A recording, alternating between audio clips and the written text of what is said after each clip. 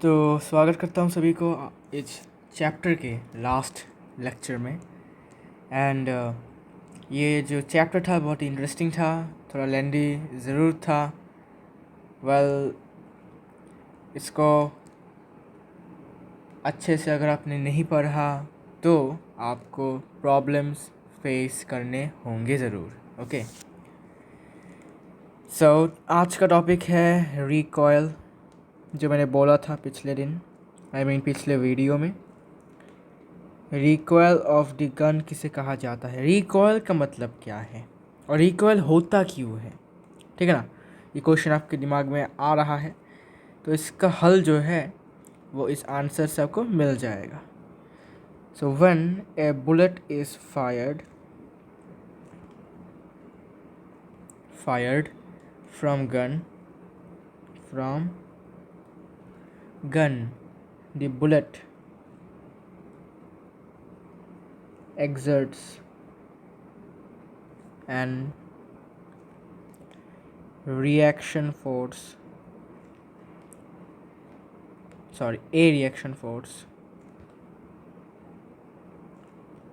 on the gun due to which the gun jerks backwards. This is called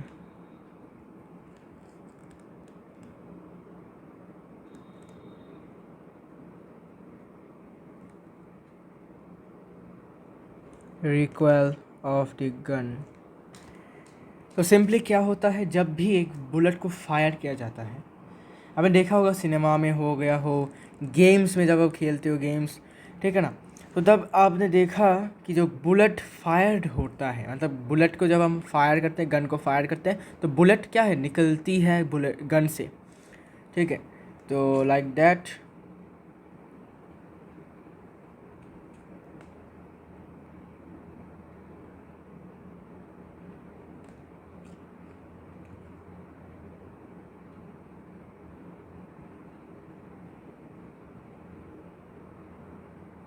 ठीक है। तो ऐसा कुछ गन होता है, जब क्या होता है कि फायर किया जाता है, फायर, तब बुलेट क्या है, निकलती है गन से। This is the bullet. Okay, तो जब भी ये निकलती है बुलेट से, सॉरी गन से, तो बुलेट है ना, वो क्या करता है, जो गन है इसको क्या करती है, जो गन है ये बुलेट को एक्शन फोर्स देती है ना, सामने की तरफ धक्का देता है, जिससे क्या होता है, बुलेट आगे बढ़ता है, ठीक है ना। मतलब क्या करता है, गन इसको सामने की तरफ फोर्स देता है, और इतना फोर्स देता है जिससे बुलेट का स्पीड बहुत ज़्यादा हो जाता है, वेलोसिटी बहुत ज़्यादा हो जाता है, मतलब बहुत फोर्स लगता है बुलेट पर, ठीक है। अच्छा, तो जो फोर्स गन बुलेट पर दे रही है उसका नाम है एक्शन फोर्स। किस डायरेक्शन में, राइट के डायरेक्शन में, ठीक है। अभी बुलेट भी क्या करेगी, according to Newton's third law, वो भी क्या करेगी, रिएक्शन फोर्स देगी ज़रूर। तो वो क्या करेगी, जो बुलेट है ना वो पीछे की तरफ, मतलब गन पर बैकवर्ड फोर्स लगाती है, जैसे कि देख सकते हो, when A bullet is fired from gun the bullet exerts A reaction force on a gun, ठीक है। गन पर एक रिएक्शन फोर्स क्या करती है, एक्सर्ट करती है, मतलब ऑपोजिट डायरेक्शन में, लेफ्ट साइड में, ठीक है। और ये जो रिएक्शन फोर्स अभी बुलेट ने क्या किया है, एक्सर्ट किया है गन पर, इसी वजह से क्या होता है, गन सडनली एक मूवमेंट दिखाती है और पीछे की तरफ जाता है, मतलब सडन मूवमेंट दिखाकर क्या करती है, पीछे की तरफ जाती है ये गन, या फिर जाता है ये गन। ओके, जाता है ये गन पीछे की तरफ, जर्क जैसा फील होगा, sudden movement you can say, ठीक है। तो ये हो किस लिए रहा है, बुलेट के रिएक्शन फोर्स की वजह से। आपने बुलेट को इस तरफ फोर्स दिया जाने के लिए, बुलेट ने भी आपको रिएक्शन फोर्स के तौर पर इस तरफ फोर्स दिया, जिससे गन क्या हुआ, जर्क हुआ पीछे की तरफ। ओके, अभी एक क्वेश्चन आता है कि अगर बहुत फोर्स देकर बुलेट को बुलेट को क्या किया जाता है, इस तरफ भेजा जाता है, मतलब गन से फायर किया जाता है, तो बहुत फोर्स लगेगा। अगर फोर्स नहीं लगता तो बुलेट का स्पीड समथिंग अराउंड 1000 नहीं, 1000 नहीं, 334 मीटर पर सेकंड से ज़्यादा होता है इसका स्पीड, वेलोसिटी। तो इतना स्पीड होने से, मतलब इतना होने के कारण क्या है, मतलब बहुत फोर्स लग रहा होगा उसके ऊपर, बहुत फोर्स लगाया गया होगा इसके ऊपर, तभी जाके इसका वेलोसिटी इतना हुआ है नहीं।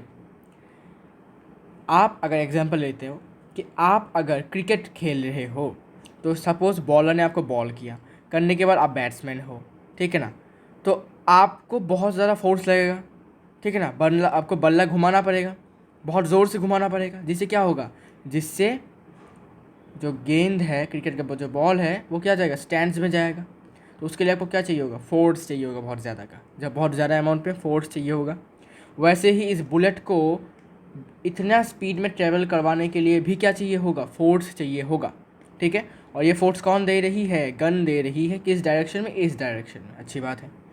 तो इसका फोर्स मान लीजिए बहुत ज़्यादा है, the force is very very much, the action force, AF, action force बहुत ज़्यादा है। तो एक्शन फोर्स जो होगा वो will be equal to what, reaction force, an opposite and equal of reaction force. तो उसी फोर्स से गन को भी पीछे आना चाहिए। बात सही है या नहीं, ठीक है ना, गन को भी उसी फोर्स से क्या होना चाहिए, पीछे आना चाहिए, जर्क होना चाहिए पीछे की तरफ। लेकिन उतना फोर्स से पीछे की तरफ जर्क नहीं होता है, ऐसा क्यों होता है, वाई सो, ठीक है। अगर उतने ज़ोर से ये जर्क होता तो शायद, मतलब जो बंदूकें होते हैं ना अभी के, वो चलाने का कोई साहस नहीं करता अगर इतना फोर्स से रिकॉइल होता तो, ठीक है।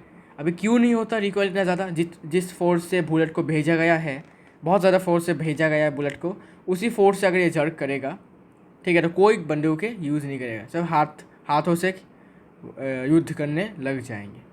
क्यों, क्योंकि देखो, अच्छा ये तो हो गया, अभी ऐसा होता क्यों नहीं, देखो गन इतना ज़ोर से पीछे क्यों नहीं बढ़ती, मतलब जर्क क्यों नहीं होती पीछे, बिकॉज देखो बुलेट का मास क्या है, बहुत कम है, किसके कंपैरिजन में, गन के कंपैरिजन में, गन के कंपैरिजन में बुलेट का मास बहुत कम होता है, ठीक है। तो मास कम, मास ज़्यादा होता है, तो इनर्शिया ऑफ मोशन के वजह से क्या होगा, इनर्शिया ऑफ रेस्ट, ठीक है, इनर्शिया ऑफ रेस्ट की वजह से क्या होगा, ऑब्जेक्ट क्या करेगा, ज़्यादा मूव नहीं करेगा, ठीक है ना।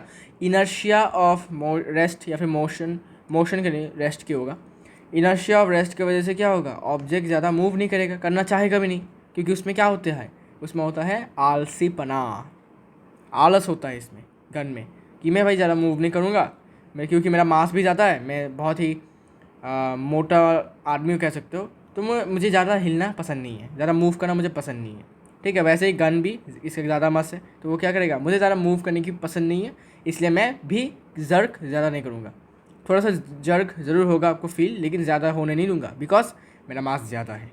लेकिन बुलेट का मास क्या है, कंपेरेटिवली कम है। तो मैं आपको क्या बताया था, mass is a measure of inertia, जितना ज़्यादा मास होगा उतना ज़्यादा इनर्शिया होगा उस बॉडी का। सो मास ज़्यादा मतलब इनर्शिया ज़्यादा, मतलब क्या, रुकावट ज़्यादा, रुकावट ज़्यादा होगी तो क्या करेगा, ज़्यादा मूव करेगा या कम मूव करेगा, ऑब्वियसली बात है कम मूव करेगा, बिकॉज रुकावट ज़्यादा है।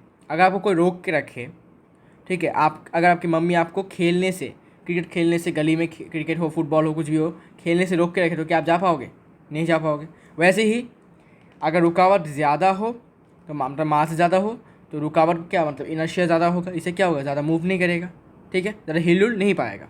अच्छा, तो रिकॉइल ऑफ द गन आपको पता चल गया। अभी रिकॉइल वेलोसिटी कितना है, इसका एक्सप्रेशन हम डिराइव करेंगे, रिकॉइल वेलोसिटी, ठीक है, इसको बहुत ईजी है।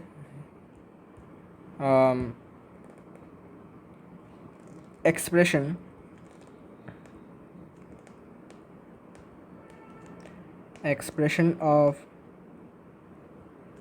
recoil velocity of the gun. Okay, so कैसे एक्सप्रेस करेंगे, देखो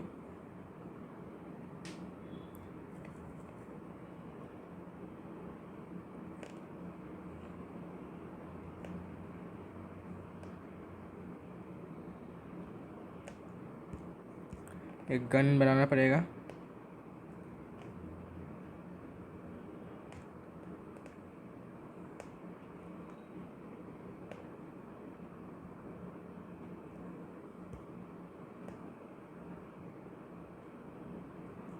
अरे बन क्यों नहीं रहा रेक्टेंगल? ओमा, हाँ। अरे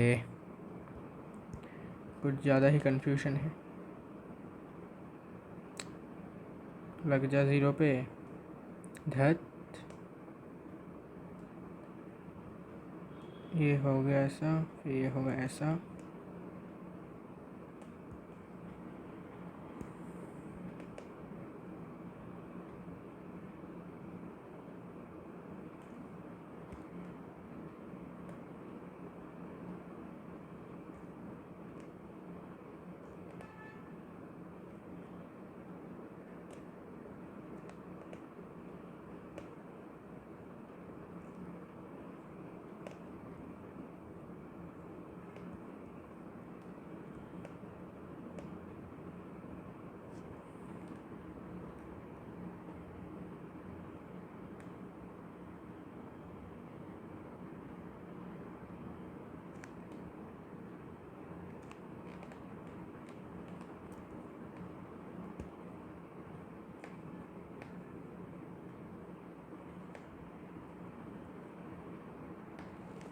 कुछ ज़्यादा ही मोटा हो गया।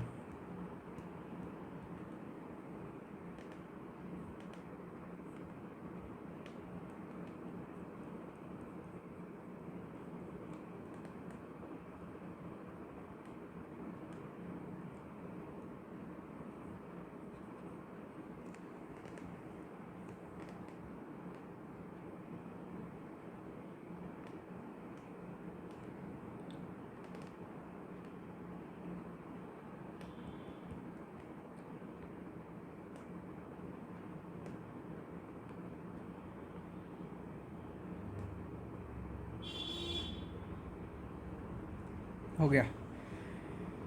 So the drawing is not that good because मैं ड्राइंग छोड़ चुका हूँ। सो ये है वो बंदूक, मान लीजिए अभी के लिए, और ये है वो गोली।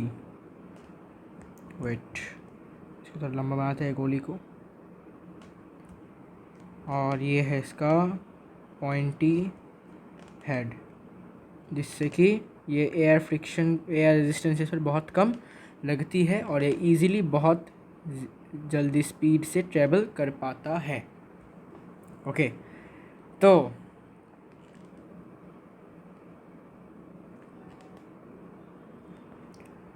अभी क्या करेंगे, बुलेट के मास को हम M1 मान लेते हैं, M1, और गन के मास को हम M2 मान लेते हैं। ठीक है। अच्छा, अभी बुलेट जो है ना वो क्या होता है, देखो बुलेट जो है वो गन में क्या रहता है, रेस्ट में रहता है पहले। क्यों रहता है? क्योंकि फायर करने से पहले भाई बुलेट कहाँ रहती है, बुलेट हमेशा गन के अंदर रहती है फायर करने से पहले। ठीक है ना, फायर करने से पहले। तो फायर करने से पहले बुलेट रेस्ट में रहेगी, मतलब क्या होगा, इनिशियल वेलोसिटी 0 होगा। तो इनिशियल वेलोसिटी जो होगा, तो इनिशियल वेलोसिटी होगा वो 0 होगा। ठीक है, इसको मैं अभी लिखूँगा नहीं, इनिशियल वेलोसिटी 0 है। ठीक है, इसमें मैं अभी क्या लिखूँगा, इसमें लिखूँगा मैं V1। ठीक है, इसको मैं लिखूँगा अभी ऐसे करके एरो देकर V1। क्यों? बिकॉज अभी ये मूव कर रहा है। ठीक है ना, अभी बुलेट क्या कर रहा है, मूव कर रहा है, और किसी दूसरे वेलोसिटी के साथ, जिसे हम कहते हैं फाइनल वेलोसिटी। अब इसका फाइनल वेलोसिटी कुछ और है, V1 है। ठीक है, और गन क्या करेगा, गन अभी पीछे की तरफ आएगा, पीछे की तरफ एक वेलोसिटी से क्या करेगा, जर्क करेगा। तो इसी वेलोसिटी को हम कहेंगे V2। इनिशियली देखो, इनिशियली गोली जो है इसके अंदर रहता है ऐसे, मतलब इनिशियली गन और बुलेट का दोनों का ही इनिशियल वेलोसिटी क्या होगा, 0 होगा, क्योंकि दोनों ही रेस्ट में थे। ठीक है, अपने जगह पर कायम थे। लेकिन जब हमने फायर किया, ट्रिगर दबाया, तब क्या हुआ, तब बुलेट निकली। बुलेट का पहले U 0 था, अभी V कुछ हो चुका है जिसे हम कहते हैं V1।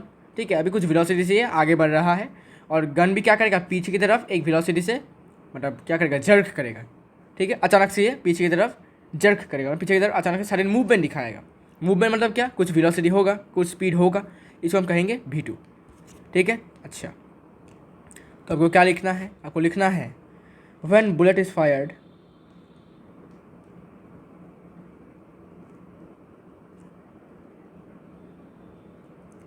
The bullet moves forward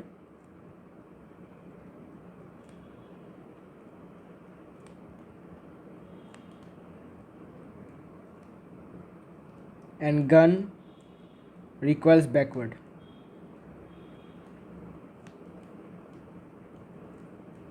ठीक है, recoils backward।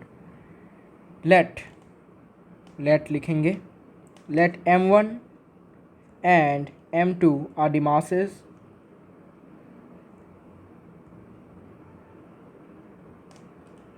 masses of bullet and the gun respectively।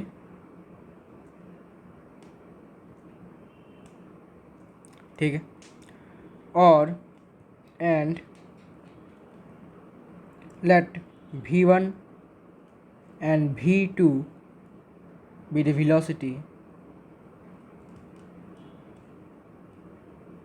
velocity of bullet and gun after firing।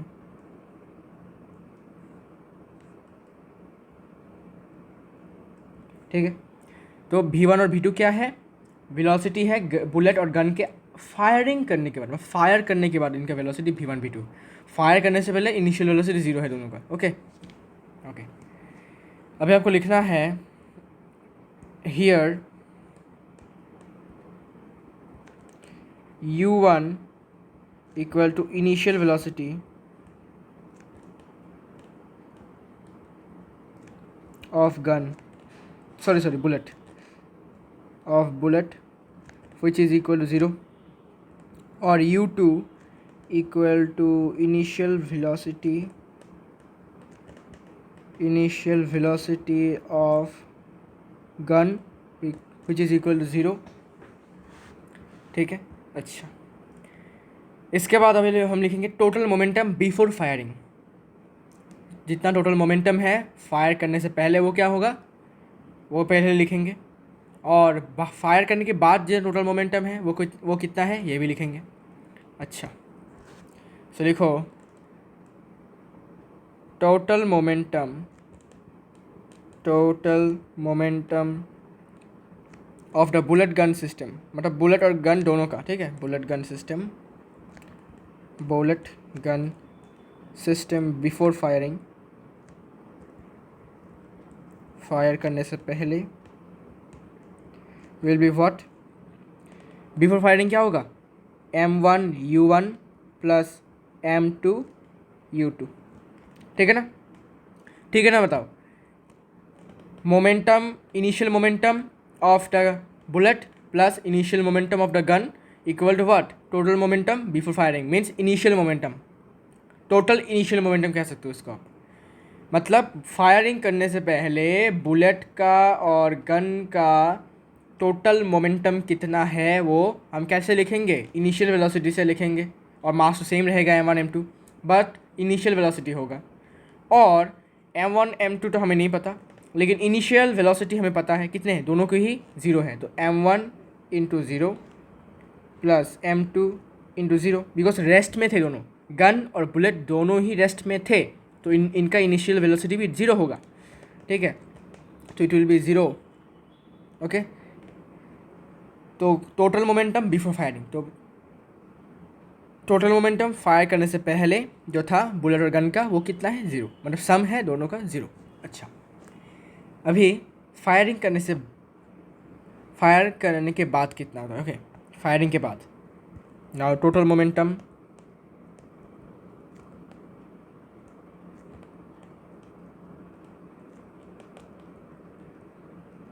of the bullet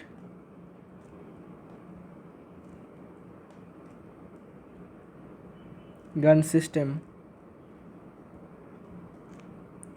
after firing equal to, अभी टोटल मोमेंटम कितना होगा फायर करने के बाद, तो m1 तो सेम रहेगा, मास सेम रहेगा, बस क्या होगा v1 हो जाएगा, क्योंकि मोमेंटम के टोटल मोमेंटम बिफोर फायरिंग और आफ्टर फायरिंग क्या होगा चेंज हो जाएगा, तो वेलोसिटी भी चेंज हो जाएगा, तो m1 v1 हो जाएगा। ये किसका है मास of the bullet and final velocity of the bullet, और ये क्या होगा m2 v2, ठीक है ना, m2 v2 मतलब ये है गन का मास और फाइनल वेलोसिटी, ठीक है। अच्छा अभी मुझे बताओ कि according to conservation of momentum या फिर लीनियर मोमेंटम, दोनों का सम कितना होगा, मतलब दोनों क्या होंगे इक्वल होंगे। According to conservation of momentum, तो मोमेंटम के कंजर्वेशन का तो आपको पता ही है क्या होता है, total momentum before firing will be equal to total momentum after firing, means what, means 0 equal to m1 v1 plus m2 v2 m1 v1 plus m2 v2, ठीक है। और 0 क्यों, because total momentum before firing was 0। अब इसको आप direct भी लिख सकते हो, ठीक है, मैंने आपको समझाने के लिए ऐसे 0 लिखा, ऐसे करके लिखा, आप डायरेक्ट 0 लिख सकते हो। कैसे, मैंने आपको क्या बताया था, मोमेंटम ऑफ ए रेस्ट और स्टेशनरी बॉडी इज़ ऑलवेज 0। कोई भी बॉडी जिसका पोजीशन चेंज नहीं हो रहा, मतलब क्या वो कोई डिस्टेंस कवर नहीं कर रहा, मतलब उसमें कोई मोशन नहीं दिख रही है, उसमें कोई भी मोमेंटम नहीं होती, ठीक है। और देखो बुलेट गन जो है ना फायरिंग करने से पहले कैसे थी, रेस्ट में थी, तो ऑब्वियसली इनका मोमेंटम क्या होगा 0 होगा, ठीक है। इसलिए आप कुछ डायरेक्ट लिख सकते हो 0, लेकिन आपको समझाने के लिए मैंने इसको ऐसे लिखा, ओके, ऐसे भी लिख सकते हो, कोई प्रॉब्लम नहीं है। अच्छा तो अभी यहाँ से हमें क्या चाहिए, हमें चाहिए v2, क्यों, because we need what, we need the recoil velocity of the gun, और recoil velocity of the gun हमने कौन सा वाला बताया था v2, मतलब रिक्वेल होने के बाद जिस वेलोसिटी से ये पीछे की तरफ आएगा इसे हम कहेंगे क्या रिक्वेल वेलोसिटी, क्योंकि रिक्वेल वेलोसिटी क्यों कहेंगे, क्योंकि रिक्वेल होने के बाद ये पीछे आया है, ठीक है, होने के बाद ये एक वेलोसिटी से पीछे आया है, जर्क हुआ इसके अंदर, ठीक है। तो उसी वेलोसिटी को हम कहेंगे रिक्वेल वेलोसिटी, और इसको हमने क्या माना था v2 माना था। तो अभी जो हमने इक्वेशन मिला यहाँ से हमें क्या चाहिए, हमें v2 का वैल्यू चाहिए, ठीक है। क्या करेंगे, सिंपल सी बात है, ये यहाँ पर प्लस में था, इस साइड में आने के बाद क्या होगा माइनस हो जाएगा, ठीक है ना, तो ये हो जाएगा माइनस m1 v1 और ये होगा m2 v2, ठीक है, माइनस में होगा। अब क्या करना है, सिंपल सी बात है, यहाँ पर m2 v2 क्या है मल्टीप्लिकेशन में है, तो इस तरफ अगर हम m2 को शिफ्ट करेंगे तो m1 v1 के साथ डिवाइड में आ जाएगा, ठीक है ना, डिवाइड में आ जाएगा, तो minus m1 divided by m2 into v1 equal to v2, ऐसे लिखूँगा। देखो मैंने इसको ऐसे क्यों दिया, ताकि ये थोड़ा सा अच्छा लगे, m1 बाई m2 ऐसा। आप इसको ऐसे भी लिख सकते हो, m1 v1 by m2 equal to minus में इक्वल टू v2, ऐसे भी लिख सकते हो, लेकिन मैंने सुंदर होने के लिए ऐसे करके लिखा, okay.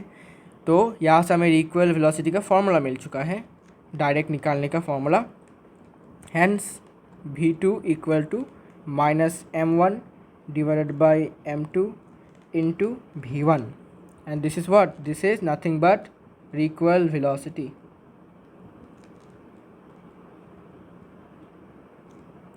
Recoil velocity, okay. Recoil होने के बाद जो जिस वेलोसिटी से पीछे की तरफ जर्क हुआ उसी को हम कहते हैं रिक्वेल वेलोसिटी। तो इससे आप डायरेक्ट निकाल सकते हो, अगर कोई भी ऐसे गन टाइप के क्वेश्चंस होते हैं, ठीक है, उसमें आप डायरेक्ट इसका आंसर निकाल सकते हो। अच्छा माइनस देने का क्या मतलब बोला था मैंने, माइनस का मतलब होता है कि जो रिक्वेल वेलोसिटी है गन का वो ऑपोजिट डायरेक्शन में है, मतलब जिस डायरेक्शन में बुलेट का वेलोसिटी जिस डायरेक्शन में, सपोज राइट डायरेक्शन में, उसका ऑपोजिट होता है लेफ्ट डायरेक्शन में किसका वेलोसिटी है, इसके लेफ्ट साइड का वेलोसिटी है बुलेट गन का, मतलब इक्वल वेलोसिटी, ठीक है। अच्छा इसके बाद कुछ क्वेश्चंस हम थियोरेटिकली पढ़ेंगे। तो पहला क्वेश्चन ये है, A gun requires backward with small speed but then the bullet moving forward explain why. जो ये क्वेश्चन मैंने पहले ही बोला था कि अगर जब एक गन को फायर किया जाता है तो यहाँ से क्या निकलती है, बुलेट निकलती है। ये सामने की तरफ बहुत स्पीड से क्या करती है, जाती है। इसका वेलोसिटी बहुत ज़्यादा होता है, लेकिन उसी सेम वेलोसिटी से ये गन पीछे रिकॉयल क्यों नहीं होता, इसका आंसर भी इसमें आपको मिलेगा। ठीक है ना। देखो आंसर है कि recoil velocity is inversely proportional to the mass of an object. Okay, जो रिकॉयल वेलोसिटी है वो इन्वर्सली प्रोपोर्शनल है to the mass of an object. मतलब तुम इस फॉर्मूला से देखो, recoil velocity of the gun, this is the mass of the gun. ठीक है ना। m2 means what, mass of the gun. ये क्या है, इन्वर्सली प्रोपोर्शनल है। देखो डिवाइड में है। ठीक है, इसको मैं ऐसे लिख सकते हैं, inversely proportional to mass of the what, object. तो रिकॉयल वेलोसिटी हमेशा इन्वर्सली प्रोपोर्शनल है। इन्वर्सली प्रोपोर्शनलिटी मतलब क्या होता है, अगर मास कम हुआ तो रिकॉयल वेलोसिटी ज़्यादा होगा, और अगर मास ज़्यादा हुआ तो रिकॉयल वेलोसिटी कम होता है। लेकिन गन के केस में क्या है, गन के केस में मास of the gun is greater, so obviously the recoil velocity will be what, less, because inversely proportional है। ठीक है ना। यहाँ पर इस फॉर्मूला से आप देख सकते हो, इन्वर्सली प्रोपोर्शनलिटी है डिवाइड में। ठीक है। अच्छा, और इसी कारण से क्या होता है, जो गन है उसका जो रिकॉयल वेलोसिटी होता है उतना ज़्यादा नहीं होता।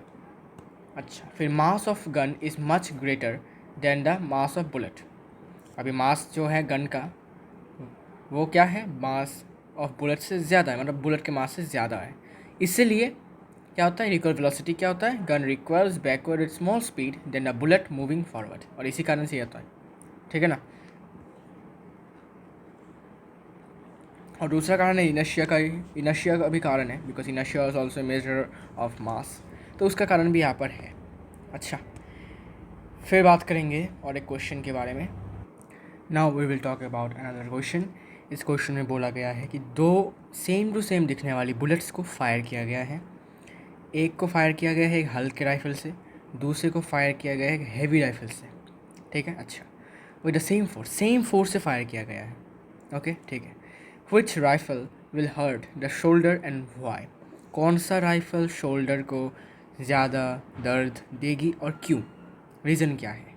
तो मैंने आपको बोला था कि रिकॉयल वेलोसिटी जो होता है वो इन्वर्सली प्रोपोर्शनल होता है उस गन, मतलब उस ऑब्जेक्ट के, जैसे गन हो सकता है, उस ऑब्जेक्ट के मास से इन्वर्सली प्रोपोर्शनल होता है रिकॉयल वेलोसिटी। तो मास अगर कम हुआ तो क्या होगा, रिकॉयल वेलोसिटी ज़्यादा हो जाएगा, और अगर मास ज़्यादा हुआ तो रिकॉयल वेलोसिटी क्या होगा, कम हो जाएगा। तो यहाँ पर भी आंसर ऐसा होगा, recoil velocity is inversely proportional to its mass. So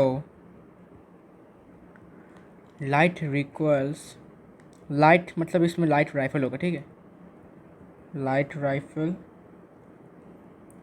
recoils with large velocity। तो लाइट राइफल जो होगा वो लार्ज वेलोसिटी से क्या करेगा, रिकॉयल करेगा, क्योंकि क्या बोला था मैंने, इन्वर्सली प्रोपोर्शनल होता है। मास कम हुआ इसलिए रिकॉयल वेलोसिटी क्या हो गया, बढ़ गया। Okay, large velocity than the heavy rifle।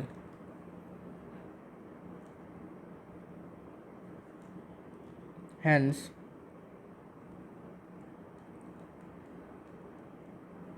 light rifle will hurt the shoulder।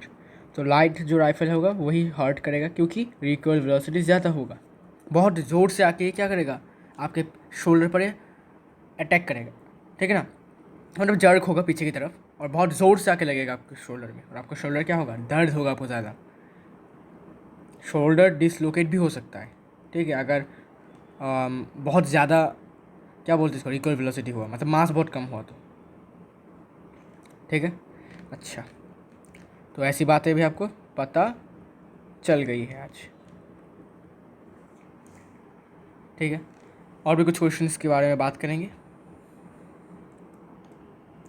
तो स्क्रीन पर आप कुछ क्वेश्चंस देख सकते हो। तो पहला क्वेश्चन डिस्कस करेंगे बहुत ही आराम से। तो पहला क्वेश्चन ये कहता है कि according to third law of motion, मतलब न्यूटन के थर्ड लॉ ऑफ मोशन के बारे में बात की गई है यहाँ पर। When we push on an object, the object pushes back on us with an equal and opposite force. If the object is massive truck parked along the roadside, it will probably not move. A student justifies this by answering that the two equal and opposite forces cancel each other. Comment on this logic and explain why the truck doesn't move. तो भाई सबसे पहले तो मैं बताना चाहूँगा, जो भी ये बच्चा है बहुत ही इडियट सा बच्चा है ये, ठीक है।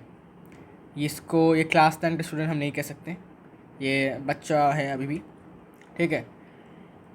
तो खैर, इस बच्चे के बारे में हम बाद में बात करेंगे। आंसर के बारे में बात कर लेते हैं। तो बच्चे ने क्या बोला? बच्चे ने बोला कि हमें पता है थर्ड लॉ क्या कह रहा है। थर्ड लॉ ये कहता है कि जब हम फोर्स अप्लाई करेंगे, मतलब जब भी हम किसी ऑब्जेक्ट को धक्का देंगे, ऑब्जेक्ट उसी सेम फोर्स से, जिस फोर्स हमने धक्का दिया था ऑब्जेक्ट को, उसी फोर्स से ये हमें धक्का देगा, लेकिन ऑपोजिट डायरेक्शन में, ठीक है। और अगर बात आती है एक बड़े से ट्रक के बारे में, तो जब भी हम एक बड़े से ट्रक को धक्का देंगे तो ये मूव नहीं करेगा, ठीक है।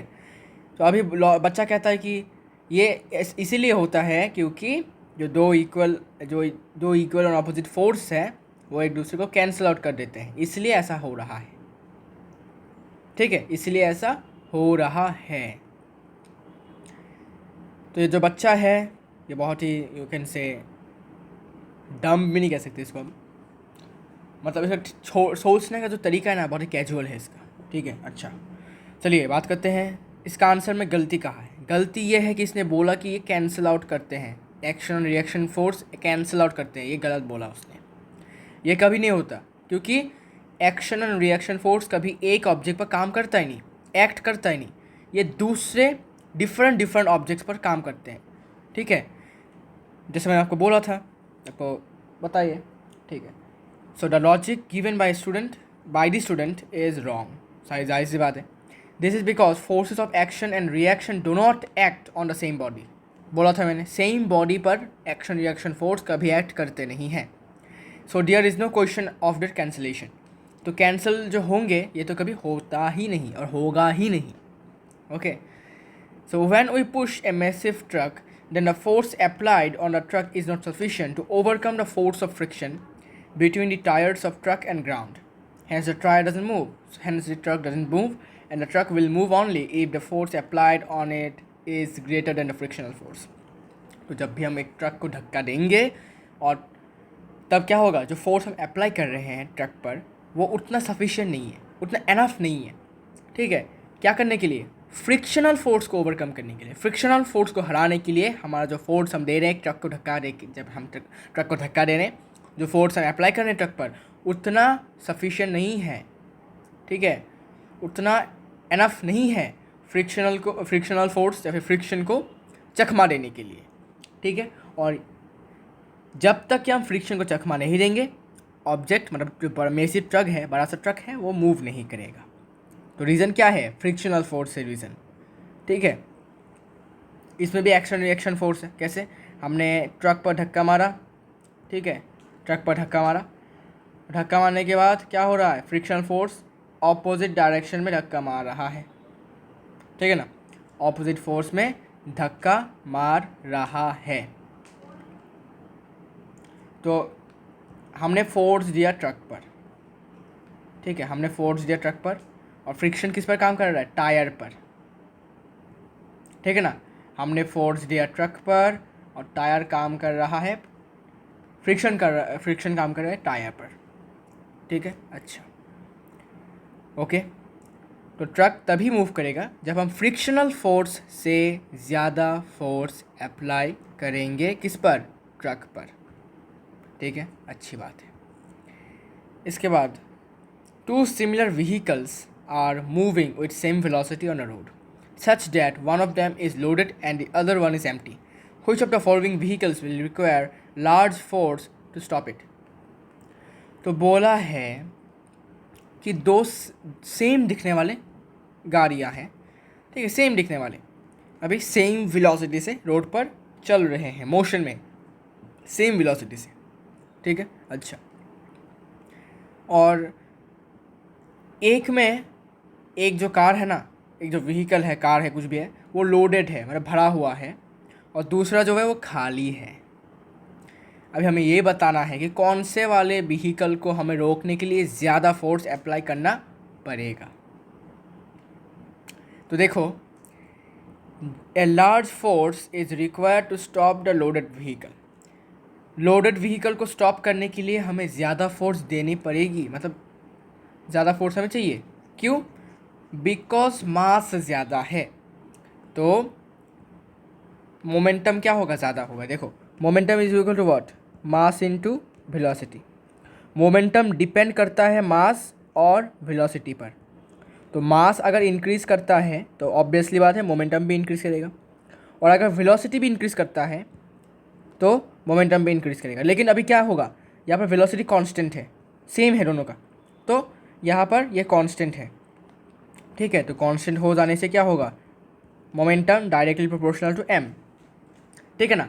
Momentum directly proportional to M कैसे लिखा हमने, because P equal to M v and v equal to what, v equal to constant मतलब के, ठीक है ना। तो देखो ये कैसे हमने लिखा, देखो आपको याद है ना, हमने जब फोर एम ए कैसे निकाला था, F equal to M A कैसे निकाला था, F directly proportional to M भी minus M U by T. फिर यहाँ से हमने F directly proportional to M फिर भी माइनस यू बाई टी को हमने ऐसे ब्रैकेट में ले लिया, फिर F directly proportional to M और ये हो गया बिकॉज ये एक्सेलरेशन का फॉर्मूला है।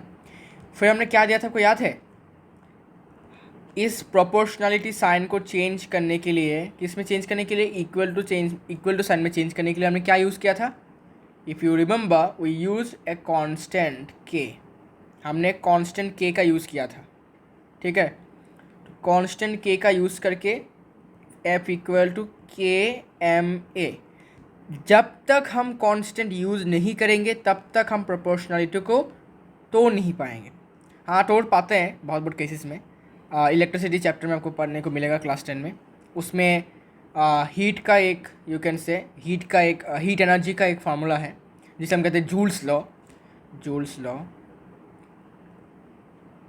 लॉ, जिसमें कहा जाता है heat directly proportional to current square resistance into क्या, टाइम पीरियड।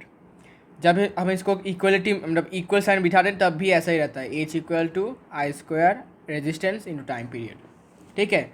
तो कभी कभी केसेस में हमें कांस्टेंट देने की ज़रूरत नहीं पड़ती है और कभी कभी केसेस में हमें कांस्टेंट देने की ज़रूरत पड़ती है। तो जूल्स लॉ में हमें ऐसा देखने को नहीं मिला था, ठीक है। अच्छा, मैंने आपको बता दिया फॉर योर इन्फॉर्मेशन। अच्छा, ठीक है भाई। तो अभी हमने क्या किया, मतलब हमने कांस्टेंट बिठाकर इक्वल टू साइन दिया। तो अभी मेरे पास क्या है, P इक्वल टू एम भी, और भी क्या है, भी अभी कांस्टेंट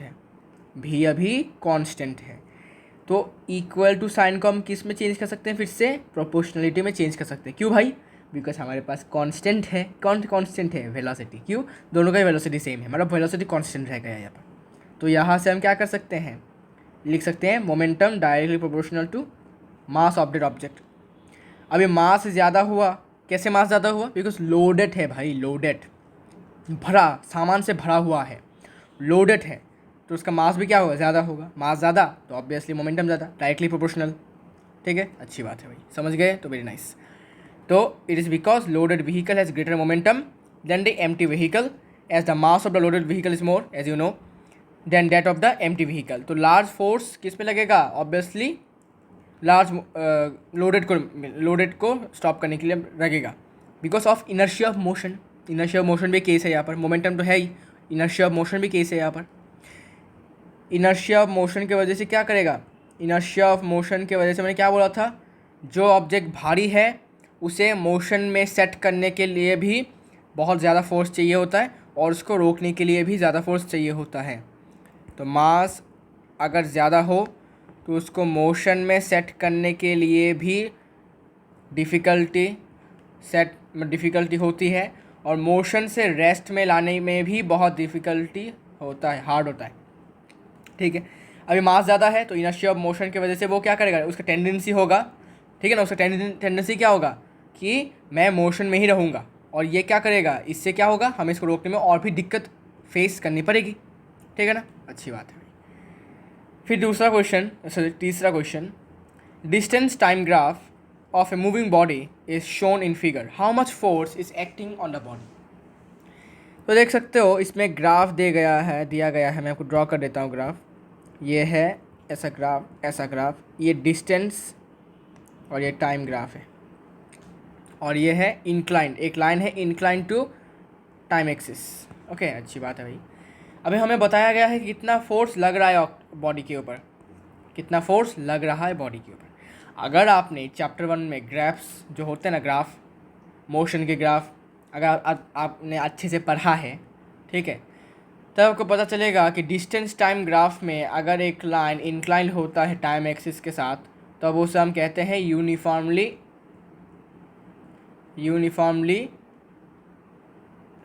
मोशन, यूनिफॉर्म मोशन कहते हैं हम इसको। मतलब क्या, यूनिफॉर्म मोशन मतलब क्या होता है बताओ, कांस्टेंट स्पीड, मतलब वेलोसिटी भी कह सकते हो भाई, एक ही बात है भाई। अच्छा, क्योंकि अब ये स्ट्रेट लाइन है ना, इसलिए हम ऐसे बोलेंगे कि ये कांस्टेंट स्पीड है या फिर वेलोसिटी है। तो कांस्टेंट स्पीड और वेलोसिटी में क्या होता है, कांस्टेंट स्पीड और वेलोसिटी में किसी भी प्रकार का फोर्स का ज़रूरत ही नहीं पड़ता बॉडी को मूव करने के लिए। हमने पढ़ा था एक क्वेश्चन में, एक क्वेश्चन और थियोरेटिकल क्वेश्चन हमने पढ़ा था, जिसमें मैंने बताया था कि जब एक ऑब्जेक्ट कांस्टेंट स्पीड में है या फिर यूनिफॉर्म मोशन में है, यूनिफॉर्म वेलोसिटी में है, एट्सेट्रा, यूनिफॉर्म मोशन कुछ भी कह सकते हो, तब उसको किसी भी प्रकार का फोर्स की ज़रूरत नहीं पड़ती इस बॉडी को क्या करने के लिए, मूव करने के लिए, मोशन में रखने के लिए। ठीक है ना। तो अब ये क्या है, ये यूनिफॉर्म स्पीड है, मतलब कांस्टेंट स्पीड है। इसका मतलब क्या होगा कि इसमें कोई भी फोर्स नहीं लग रहा, ये अपने धुन में आगे बढ़ रहा है और कांस्टेंट स्पीड से आगे बढ़ रहा है, सेम स्पीड से आगे बढ़ रहा है। ठीक है, तो मुझे बताओ, अगर कांस्टेंट स्पीड है मतलब क्या होगा, इनिशियल वेलोसिटी जो था फाइनल वेलोसिटी भी वही है, तो एक्सेलरेशन कितना होगा, एक्सेलरेशन का फॉर्मूला क्या है, v minus you by T.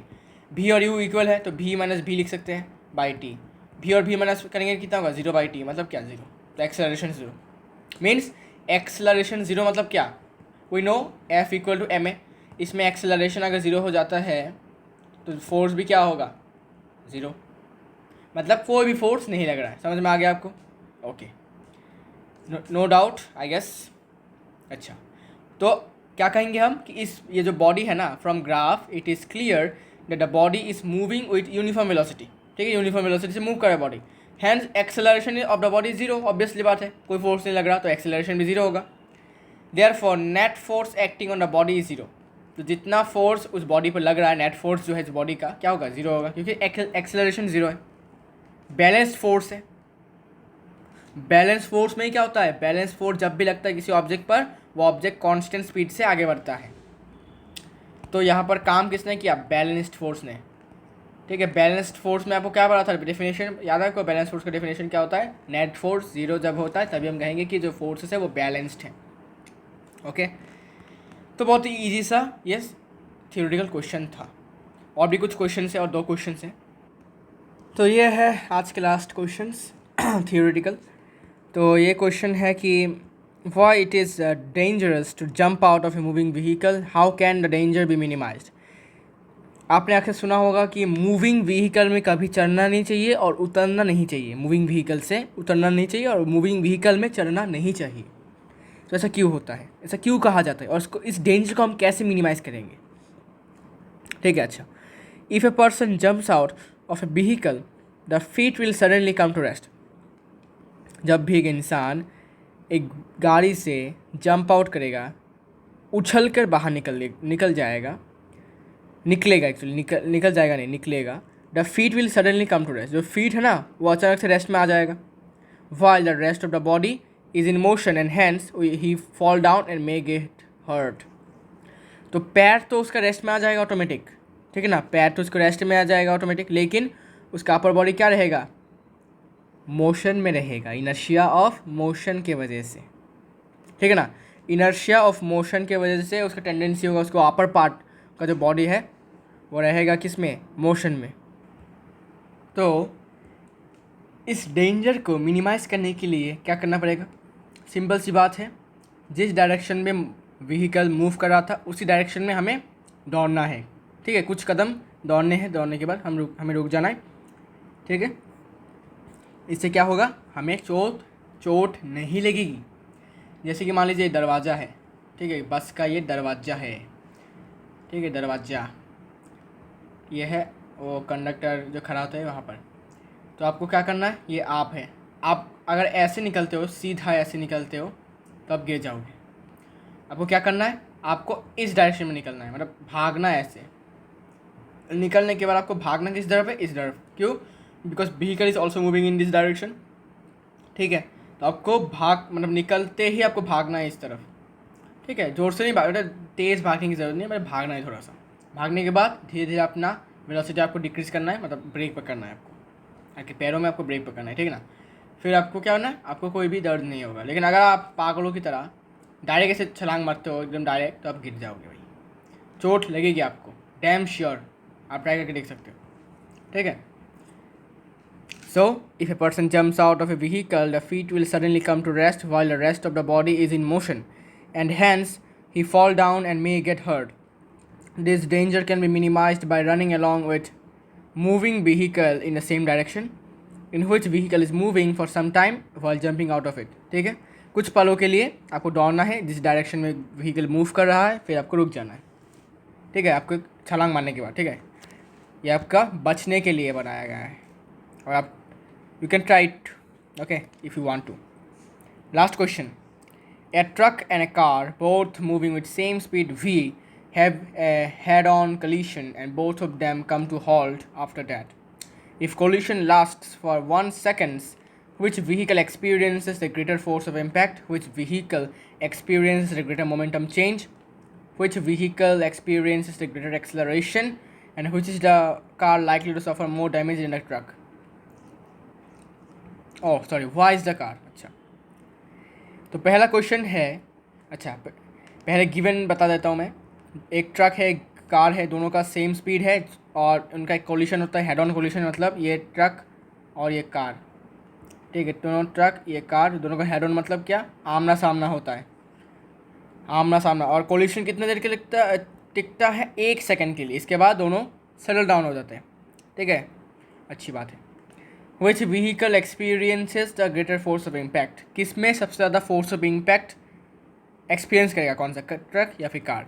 Answer होगा दोनों ही same equal force of impact झेलेंगे, क्योंकि एक्शन रिएक्शन फोर्स इक्वल होते हैं और अपोजिट होते हैं।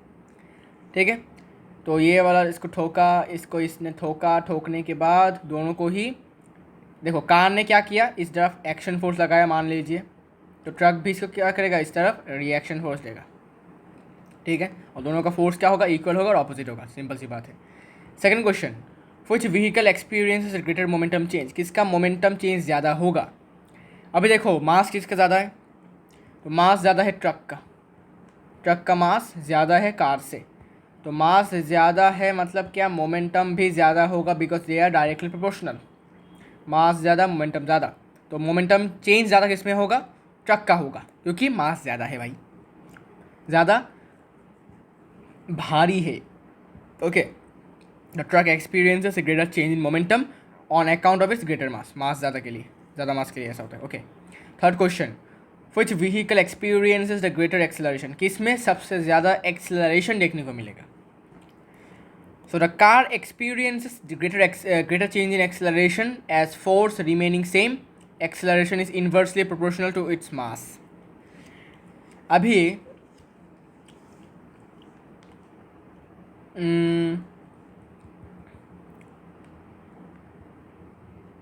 F equal to M A.